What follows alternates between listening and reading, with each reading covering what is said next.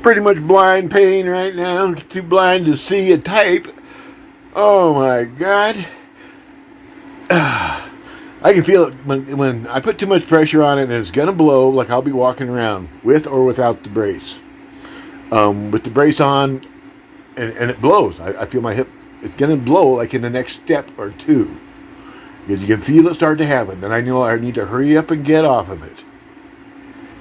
And like I got 1 or 2 steps. Get somewhere where I can grab something and get off of it. If I'm not holding on to something already, like my crutches or the counter or whatever. But because there are times where I get my back aligned, and a lot of that pressure comes off that hip, and it comes back into place. I think what's happening is my back gets out of alignment real bad, and then it makes the pelvic bone crooked, and that hip has a hard time getting back into, or that leg bone has a hard time getting back into that pelvic bone where the hip joint is, because the pelvic bone is too crooked. Anyway, so the first thing is to get my back aligned. And that's everyday therapy right there. I mean, that's ongoing. It's just nonstop, going out of place and then me putting it back in all day long. That's what I got therapy for. That's what I do therapy all day for. Keeping my back in alignment. It's just going to, as soon as I start moving, it just goes back out again. And I got to be able to put it back in as I keep moving. And so it's just a little tug of war we got going on all the time back there at the lower back. But I can feel it real distinctly, especially lately in the last year, when those smallest tiny vertebrae at the bottom of my spine coming into the tailbone on the left, if I feel it click on the left, I know it went into place. If I feel it click on the right, I know it just went out. And I was sitting here earlier this morning and I felt a click on the right, and I knew it went out, and immediately my hip got worse. Just sitting here, not even moving. I mean, it went from like about a 6 or 7 level to beyond 10. It's more than I could take, and I had to start moving. And so what I do when I start moving is whatever. I just whatever kind of movement I can make. And I'm using a lot of breathing techniques, of course, which is all part of the therapy. It keeps, when you're in a lot of pain, it raises the blood pressure. High blood pressure makes it very hard to relax and calm down. And that's what you need to stay loose when you're hurting. You need to stay cool, calm, and relaxed. And these breathing techniques are for relaxing my body during meditation to the utmost point of the verge of falling asleep. Even my brain relaxes. It quits working. It quits producing the normal kind of thought process. It's chilling. And it's through the breath. I can feel it work on my spine too. I can move the vertebrae around when I get there with my breathing. Anyway, so we're applying this all to the hip. And the hip prevents me from doing some of my regular therapy moves. Like laying down. I can't do none of my laying down stretches on the bed. The hip don't like laying down. We're done laying down. I can be in a straight position standing up, but not horizontal. I cannot do horizontal. And even when I'm sitting in the chair, I gotta either pretty much sit at direct 45-degree angles at the knee and at the hip, or I can recline. But man, I can't just relax. Slouch. I can't slouch. Slouch will kill the hip. And, of course, walking, standing, all that kills the hip. But, so I can't do any of that therapy. But because I haven't been able to do therapy, I had slowed down a lot on therapy, my regular therapy, treating scabies.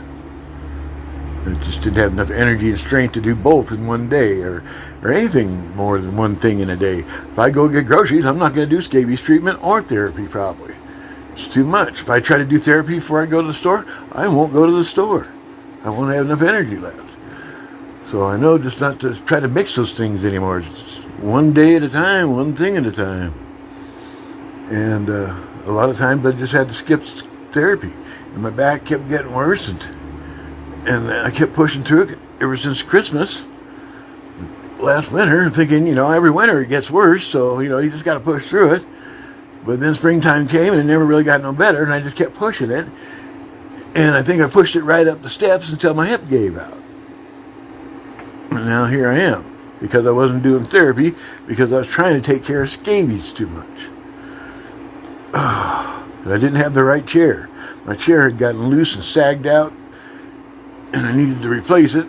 I was spending all my money on scabies treatments, and I didn't have enough money to buy a chair too.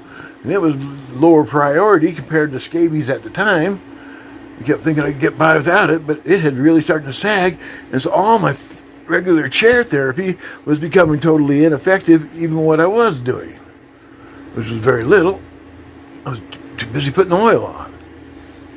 Anyway, so my hip gave out, basically because I wasn't doing enough therapy.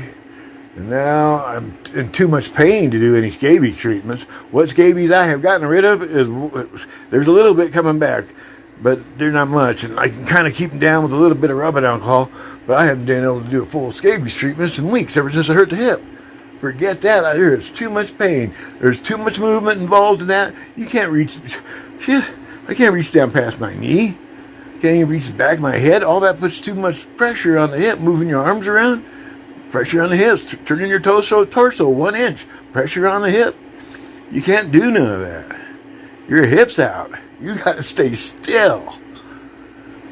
Anyway, I can get in these reclined, kind of 45 degree at the knee and 45 degree at the hip positions, and lean back with this footstool for my feet, and lean back in this camp chair that I repurposed into a therapy chair.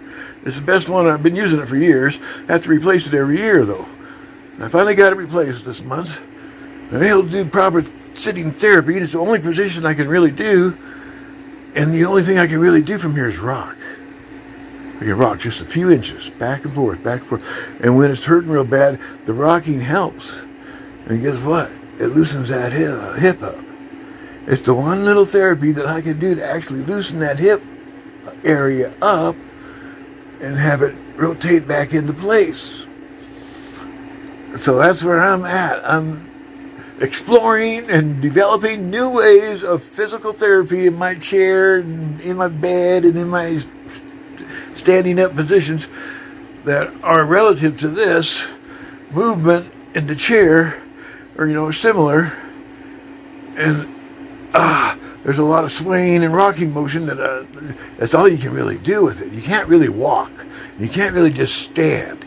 You've got to be kind of swaying and moving and kind of a rocking, swaying with your hips. You got to have a little jive going on. That's what helps the hip. Oh my God, but it's so hard to get there.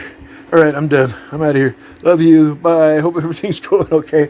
Otis is doing great. He's mite-free, fat, and taking naps. He's more snuggly than he's ever been in his entire life. But I'm late on breakfast every morning. And he's finally starting to get used to that. All right, laters. Love you. Bye.